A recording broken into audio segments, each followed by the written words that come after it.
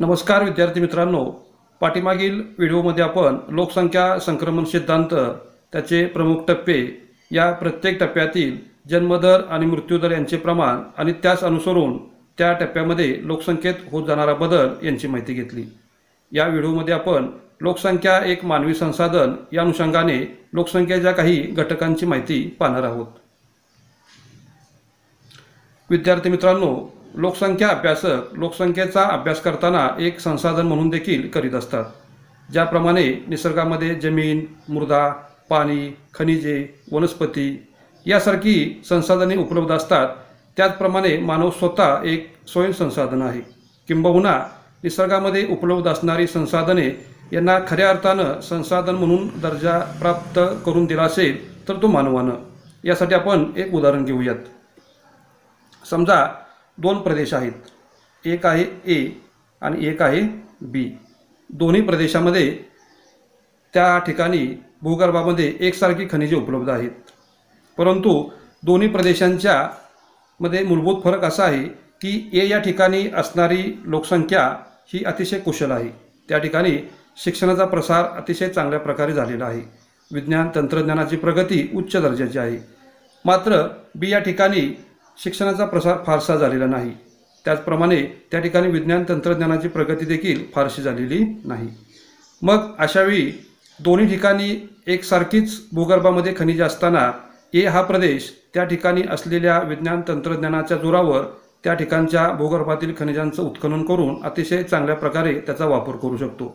मात्र बी या प्रदेशामध्ये त्या ठिकाणी जरी भूगर्भामध्ये खनिजे उपलब्ध असली तरी त्या ठिकाणी अकुशल मानवी साधनसंपत्तीमुळे त्या ठिकाणच्या खनिजांचं उत्खनन कसं करायचं, त्यांचा वापर कसा करायचा यांचं ज्ञान त्या प्रदेशातील लोकांच्याकडे नसल्यामुळं त्यांना त्या खनिजांचं उत्खनन करता येणार नाही किंवा त्यांचा वापर करता येणार नाही।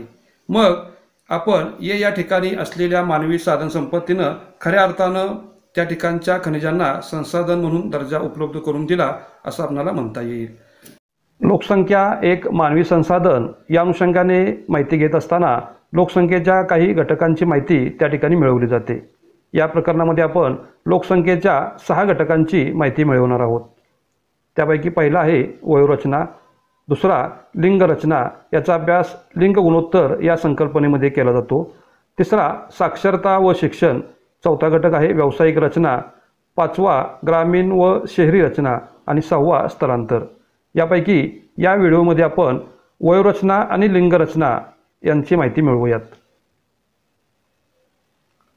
एखाद्या प्रदेशातील लोकसंख्येची माहिती मिळवत असताना त्या प्रदेशात असणाऱ्या अर्भकांची संख्या, बालक, कुमार, युवक, तरुण, प्रौढ, वृद्ध व्यक्ती यांची माहिती मिळवली जाते। साधारणपणे वयोरचनेची व्याख्या करीत असताना आपणाला त्या ठिकाणी वयोरचना म्हणजे वयोगटानुसार असणाऱ्या लोकांची संख्या होय अशी करता येईल। साधारणपणे ही माहिती प्रामुख्याने 3 गटामध्ये मिळवली जाते। त्यापैकी पहिला घटक आहे 0 ते 14 हा वयोगट। हा वयोगट क्रियाशील नसतो। प्रामुख्याने हा वयोगट शिक्षण घेण्यामध्ये गुंतलेला आपल्याला पाहायला मिळतो। त्यामुळं कोणतंही उत्पादक कार्य या वयोगटाकडून होत नसल्यामुळं या वयोगटाला अवलंबित्व लोकसंख्या म्हणून ओळखलं जातो। दुसरा गट आहे 15 ते 59 हा वयोगट। हा वयोगट देशाच्या अर्थव्यवस्थेमध्ये उत्पादक कार्य करीत असतो, त्यामुळं हा वयोगट कार्यशील लोकसंख्या म्हणून ओळखला जातो। तिसरा 60 पेक्षा जास्त, प्रामुख्याने हा वृद्ध लोकांचा वयोगट असतो। हा देखील अनुत्पादक वयोगट या संकल्पनेमध्ये घेतला जातो। साहजिकच त्या ठिकाणी या गटातील लोकांचं वय जास्त असल्यामुळं त्या ठिकाणी वैद्यकीय व आरोग्य सुविधा यावर जास्त खर्च येत असतो।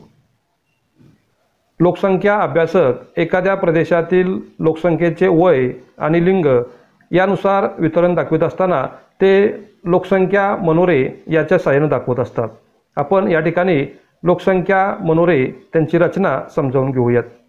या ठिकाणी समोर असलेल्या मनोऱ्याचं जर आपण निरीक्षण केलं तर काही बाबींची आपल्याला माहिती होईल। प्रथम आपण या लोकसंख्या मनोऱ्याची रचना समजावून घेऊयात।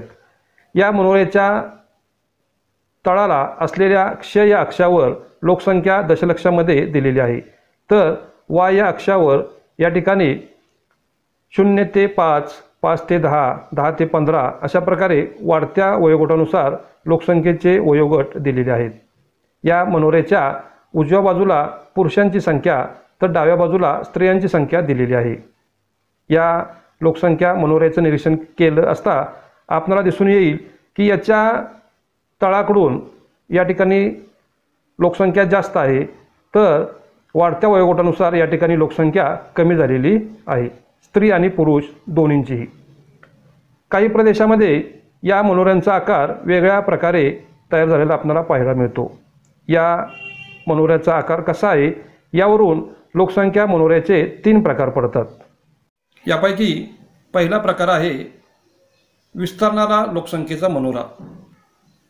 समोर असलेल्या विस्तारणारा लोकसंख्या मनोऱ्याचं निरीक्षण केलं तर आपल्याला दिसून येईल की याचा तळभाग हा जास्त विस्तारित आहे, तर वाढत्या वयोगटानुसार या ठिकाणी लोकसंख्येचं प्रमाण खूप कमी झालेलं आपल्याला पाहायला मिळेल. यावरून आपल्याला या प्रदेशातील लोकसंख्येची काही वैशिष्ट्ये जाणून घेता येतील. प्रामुख्याने पहिलं वैशिष्ट्य असं आपल्याला सांगता येईल की या मनोऱ्याचा तळ हा विस्तारत जाणारा असून शीर्षाकडे तो निमुळता होत जातो. आता आपण पाहिलं की या मनोऱ्याचा हा तळ हा विस्तारित आहे, तर वाढत्या वयोगटानुसार हा निमुळता होत या ठिकाणी गेलेला आहे. दुसरं वैशिष्ट्य आहे हा मनोरा वाढत्या वयोगटानुसार मृत्यूदरही वाढत जातो हे दाखवतो. या ठिकाणी लहान वयोगटामध्ये मृत्यूदराचं प्रमाण कमी आहे, त्यामुळे साहजिकच या ठिकाणी लोकसंख्या जास्त आहे, तर वाढत्या वयोगटानुसार इतर लोकसंख्या कमी होत गेलेली आहे. याचाच अर्थ या ठिकाणचा मृत्यूदर हा वाढत गेलेला आपल्याला पाहायला मिळेल. तिसरं वैशिष्ट्य आहे हा मनोरा जन्म आणि मृत्यूदर दोन्ही दर जास्त आहेत असं सांगतो. या ठिकाणी आपण जर पाहिलं तर या ठिकाणी जन्मदर जास्त आहे, त्यामुळं लहान मुलांचं प्रमाण जास्त आहे, तर मृत्यूदर जास्त आहे, त्यामुळे या ठिकाणी असलेल्या वयस्कर लोकांचं प्रमाण कमी आहे, हे आपल्याला यावरून दिसून येतं. यानंतर लोकसंख्या मनोऱ्याचा दुसरा प्रकार आहे संकोचणारा लोकसंख्येचा मनोरा. समोर असलेल्या मनोऱ्याचं जर आपण निरीक्षण केलं तर आपल्या लक्षात येईल की या मनोऱ्याचा तळ हा संकुचित आहे, तर याचा शिखराकडचा भाग हा जास्त विस्तारित झालेला आपल्याला पाहायला मिळेल. यावरून हा मनोरा ज्या प्रदेशात आकाराला आलेला आहे त्या प्रदेशाची काही वैशिष्ट्ये आपल्याला सांगता येतील. यापैकी पहिलं वैशिष्ट्य आहे या मनोऱ्याचा तळ संकुचित होत जातो, तर शीर्षाकडे विस्तारलेला आहे. या ठिकाणी आपल्याला पाहता येईल की याचा तळ हा संकुचित आहे, अरुंद आहे, तर याचा शिखराकडचा भाग हा त्या मानानं विस्तारलेला आहे. दुसरं वैशिष्ट्य आहे हा मनोरा वृद्धांची संख्या जास्त तर तरुणांची संख्या कमी दाखवतो. या ठिकाणी आपण जर पाहिलं तर साधारणतः 60 पेक्षा जास्त वयोगटातील लोकसंख्येचं प्रमाण हे या ठिकाणी असलेल्या तरुणांपेक्षा जास्त असलेलं आपल्याला पाहायला मिळेल.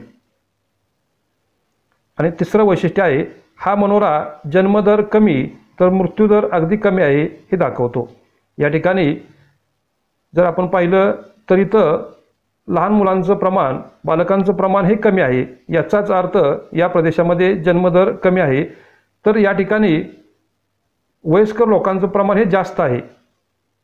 याचा अर्थ असा होतो या ठिकाणी मृत्यूदराचं प्रमाण खूप कमी आहे.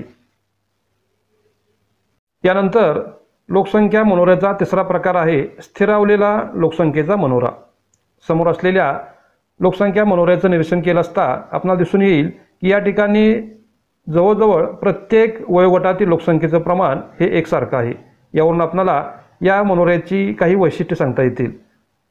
त्यापैकी पहिलं आहे वयोगटाच्या प्रत्येक गटाची टक्केवारी जवळजवळ समान असते. या ठिकाणी जर आपण पाहिलं तर तरुण वयोगट जर सोडला तर लहान मुलं आणि वयस्कर व्यक्ती यांचं प्रमाण जवळजवळ एकसारखं आहे. तरुण गटाचं प्रमाण थोडंसं यांच्यापेक्षा जास्त असलेलं आपल्याला पाहायला मिळेल. दुसरं वैशिष्ट्य आहे जन्मदर आणि मृत्यूदर दोन्ही अगदी कमी झालेले असतात. या ठिकाणी जर आपण पाहिलं तर लहान मुलांचं प्रमाण हे कमी आहे, याचाच अर्थ या ठिकाणी जन्मदर कमी आहे, तर या ठिकाणी वयस्कर व्यक्तींचं प्रमाणसुद्धा कमी आहे, याचा अर्थ या ठिकाणी मृत्यूदराचं प्रमाणसुद्धा कमी आहे. आणि तिसरं वैशिष्ट्य आहे की जन्मदर आणि मृत्यूदर दोन्ही कमी असल्यामुळं त्या ठिकाणी लोकसंख्येत होणारी वाढ अगदी नगण्य आहे असा आपल्याला या ठिकाणी निष्कर्ष काढता येईल। त्यानंतर आपण लोकसंख्या वयोरचनेशी संबंधित एक महत्त्वाची संकल्पना तो म्हणजे लोकसंख्येचा लाभांश याविषयी माहिती घेऊयात। लोकसंख्येचा लाभांश ही संकल्पना समजावून घेण्या अगोदर लाभांश या अर्थशास्त्रीय संकल्पनेविषयी थोडक्यात माहिती घेऊयात। ज्याप्रमाणे एखाद्या संस्थेला वर्षभरामध्ये जो फायदा होतो, जो नफा होतो, तो नफा वर्षाच्या शेवटी त्या संस्थेच्या सभासदांच्या मध्ये समान पद्धतीनं त्याचं वाटप केलं जातं। मग प्रत्येक सभासदाला नफ्यातील जो हिस्सा मिळतो तो हिस्सा लाभांश म्हणून ओळखला जातो। यावरून आपल्याला लाभांशाची व्याख्या सांगता येईल की लाभांश म्हणजे भागधारकांना प्राप्त झालेल्या नफ्यातील लाभ होय। यावरून आपल्याला लोकसंख्येचा लाभांश याविषयी सांगता येईल की एखाद्या देशाच्या वयोरचनेत होणाऱ्या बदलामुळे त्याच्या अर्थव्यवस्थेत झालेली वाढ म्हणजे लोकसंख्या लाभांश होय। साधारणपणे त्या प्रदेशातील जन्मदर आणि मृत्यूदर यांच्यात होणाऱ्या बदलामुळे या लोकसंख्या लाभांशामध्ये बदल होत असतो। पाठीमागील व्हिडिओमध्ये आपण लोकसंख्या संक्रमण सिद्धांत पाहिला आणि हे पाहत असताना पाहिलं की एखाद्या प्रदेशाची लोकसंख्या एका टप्प्यातून दुसऱ्या टप्प्यात संक्रमित होत असताना त्या ठिकाणच्या लोकसंख्येच्या जन्मदर आणि मृत्यूदर यामध्ये बदल होत असतो। विशेषतः ज्यावेळी जन्मदर कमी येतो त्यावेळी त्या प्रदेशामध्ये लहान मुलांचं प्रमाण हे कमी असतं। साहजिकच त्या ठिकाणी अवलंबित व लोकसंख्येचं प्रमाण हे कमी होतं आणि पर्यायानं 15 ते 59 म्हणजे कार्यशील लोकसंख्येचं प्रमाण हे त्या प्रदेशात वाढत असतं आणि त्यामुळं या वयोगटातील कार्यशील लोकसंख्या ही इतर कोणत्याही क्षेत्रामध्ये उत्पादक म्हणून कार्य करत असते आणि त्यामुळं त्या प्रदेशात लोकसंख्येचा लाभांश हा जास्त येत असतो। यावरून एखाद्या प्रदेशातील अवलंबित व कार्यशील लोकसंख्या यांच्यातील गुणोत्तर व लाभांश यांचा जवळचा सहसंबंध असलेला आपल्याला पाहायला मिळेल। यासाठी आपण भारतातील साधारणपणे 2016-17 या वर्षीच्या आर्थिक पाहणीचा आणि त्या पाहणीतील लोकसंख्या लाभांश याची माहिती या ठिकाणी घेऊयात। भारतामध्ये सन 2001 ते 10 या दशकामध्ये कार्यशील आणि अकार्यशील लोकसंख्येचं गुणोत्तर हे 1.33 ला 1 इतकं असलेलं आपल्याला पाहायला मिळतं। याचा अर्थ 1.33 हे प्रमाण कार्यशील लोकसंख्येचं आहे, तर 1 हे प्रमाण अकार्यशील म्हणजे लहान मुलं आणि वयस्कर व्यक्ती यांचं आहे। त्याच वेळेला हे प्रमाण टक्केवारीमध्ये 57.1% इतकं असलेलं आपल्याला पाहायला मिळेल। तर 2011 ते 20 या दशकामध्ये हे प्रमाण साधारणपणे 1.53 ला 1 इतकं आहे, तर त्याचवेळी कार्यशील लोकसंख्येची टक्केवारी ही एकूण लोकसंख्येच्या 60.5% असलेली आपल्याला पाहायला मिळते। तर 2021 ते 30 अंदाजित आहे ही आकडेवारी पुढील दशकामध्ये हे प्रमाण 1.81 ला 1 इतकं होईल, तर जी साधारणतः टक्केवारी आहे ती 64.4% पर्यंत ती वाढत जाणार आहे। तर 2031 ते 40 या दशकामध्ये या कार्यशील लोकसंख्येचं प्रमाण थोडंसं कमी होईल आणि ते 63.2 पर्यंत खाली येईल। साधारणपणे जर आपण पाहिलं तर या ठिकाणी भारतामध्ये कार्यशील आणि अकार्यशील लोकसंख्येचं गुणोत्तर यांचं जर आपण प्रमाण पाहिलं तर कार्यशील लोकसंख्या ही जास्त आहे, तर अकार्यशील म्हणजे अवलंबित व लोकसंख्येचं प्रमाण हे कमी आहे आणि भारतीय अर्थव्यवस्थेसाठी ही एक चांगली गोष्ट आहे। आपण लोकसंख्येचा लाभांश ही संकल्पना जाणून घेतल्यानंतर लोकसंख्या लाभांशावर परिणाम करणाऱ्या घटकांची माहिती घेऊयात। लोकसंख्येचा लाभांश हा सतत एकसारखा मिळत नाही, कधी तो जास्त मिळतो तर कधी कमी मिळतो। साधारणपणे या लोकसंख्येच्या लाभांशावर शिक्षण, आरोग्य, संशोधन इत्यादी क्षेत्रात योग्य त्या धोरणाची अंमलबजावणी शासकीय पातळीवरून होते आहे किंवा नाही यावर या बाबी अवलंबून असतात। याशिवाय साधारणपणे शैक्षणिक पातळी, रोजगार, गर्भधारणेची वारंवारिता, कर संदर्भातील प्रोत्साहन, आरोग्यविषयक योजना, निवृत्तीवेतन, निवृत्तीविषयक धोरणे आणि आर्थिक धोरणे इत्यादी अनेक बाबी या लोकसंख्येच्या लाभांशावर परिणाम करत असतात। उदाहरणार्थ जर एखाद्या प्रदेशातील शैक्षणिक पातळी ही उच्च दर्जाची असेल तर साहजिकच भविष्यात त्या ठिकाणी अतिशय कुशल असा मनुष्यबळाची उपलब्धता होते आणि त्या ठिकाणी लोकसंख्येच्या लाभांशामध्ये वाढ होत असते। रोजगारामध्ये आपल्याला सांगता येईल की जर एखाद्या प्रदेशामध्ये रोजगार निर्मितीची क्षमता जर जास्त असेल तर अशा प्रदेशामध्ये साहजिकच त्या ठिकाणी जास्त लोकसंख्येला रोजगार उपलब्ध होत असल्यामुळं त्या ठिकाणी लोकसंख्येचा लाभांश हा जास्त असतो। गर्भधारणेची वारंवारिता जर कमी असेल तर त्या ठिकाणी जन्मदराचं प्रमाण कमी येतं आणि अवलंबित्व लोकसंख्येचं प्रमाण कमी येतं. या उलट जर गर्भधारणेची वारंवारिता जास्त असेल तर जन्मदर वाढतो आणि अवलंबित्व लोकसंख्येचं प्रमाण वाढतं. साहजिकच लोकसंख्येचा लाभांश थोडा कमी होतो. याशिवाय कर संदर्भातील प्रोत्साहन, आरोग्यविषयक योजना, निवृत्तीवेतन, निवृत्तीविषयक धोरणे इत्यादी अनेक गोष्टींचा त्या प्रदेशातील लोकसंख्येच्या लाभांशावर परिणाम होत असतो. यानंतर आपण लोकसंख्या लाभांशाचे फायदे कोणते आहेत ते जाणून घेऊयात. पहिला फायदा आहे वैयक्तिक बचत वाढते व ती अर्थव्यवस्थेत चालना देऊ शकते. जर त्या ठिकाणी अवलंबित्व अक्रियाशील लोकांचं प्रमाण जास्त असेल, म्हणजे लहान मुलांचं प्रमाण आणि वयस्कर व्यक्तींचं प्रमाण जर जास्त असेल तर त्या प्रदेशामध्ये त्या ठिकाणी बचत होत नाही. या उलट जर एखाद्या प्रदेशामध्ये अवलंबित्व लोकसंख्येचं प्रमाण कमी असेल तर त्या प्रदेशामध्ये त्यांच्यावर होणारा खर्च हा वाचतो आणि वैयक्तिक बचत वाढते. पर्यायीने ही बचत अर्थव्यवस्थेत चालना देऊ शकते. दुसरा आहे मुलांची संख्या कमी असल्यामुळे पालक त्यांच्या शिक्षणाकडे लक्ष देऊ शकतात. त्यामुळे भविष्यात मानवी कुशल भांडवल तयार होते. या ठिकाणी आपल्याला सांगता येईल की जर जन्मदराचं प्रमाण कमी असेल त्यामुळं साहजिकच त्या प्रदेशात मुलांची संख्या ही कमी असते. अशावेळी त्या मुलांच्या शिक्षणावर येणारा खर्च देखील कमी होत असतो आणि मग पालक आपल्या मुलांना अतिशय चांगल्या दर्जाचं शिक्षण त्या ठिकाणी देऊ शकतात आणि मग भविष्यात त्या ठिकाणी अतिशय कुशल अशी मानवी साधनसंपत्ती उपलब्ध होऊ शकते. तिसरं त्या ठिकाणी फायदा आपल्याला सांगता येईल की महिला कार्यशील व आर्थिकदृष्ट्या सक्षम बनल्यास त्यांचा देशाचा आर्थिक विकास वाढीस हातभार लागतो. साधारणपणे ज्यावेळेला लहान मुलांचं प्रमाण कमी असतं त्यामध्ये मुलींचं प्रमाण देखील कमी असतं आणि अशा वेळेला मुलींना जर चांगल्या शैक्षणिक सुविधा उपलब्ध झाल्या तर भविष्यात त्या अर्थव्यवस्थेमध्ये चांगल्या प्रकारे योगदान देऊ शकतात आणि साहजिकच त्या ठिकाणी त्या आर्थिकदृष्ट्या सक्षम बनतात. त्याचबरोबर देशाच्या आर्थिक विकास वाढीस त्यांचा हातभार लागत असतो. साधारणपणे जर अक्रियाशील किंवा अवलंबित्व लोकसंख्येचं प्रमाण जर कमी झालं तर त्या ठिकाणी त्यांच्यावर होणारा खर्च हा वाचतो आणि त्या प्रदेशाचं राष्ट्रीय उत्पन्न आणि पर्यायानं दरडोई उत्पन्न हे वाढत असतं. यानंतर आपण लोकसंख्येचा अतिशय महत्त्वाचा घटक पुढचा लिंग रचना, लिंग गुणोत्तर याविषयी माहिती घेऊयात. साधारणपणे कोणत्याही प्रदेशातील लोकसंख्येची माहिती घेत असताना त्या प्रदेशातील स्त्रियांची संख्या आणि पुरुषांची संख्या यानुसार काही वेळा ती माहिती मिळवली जाते.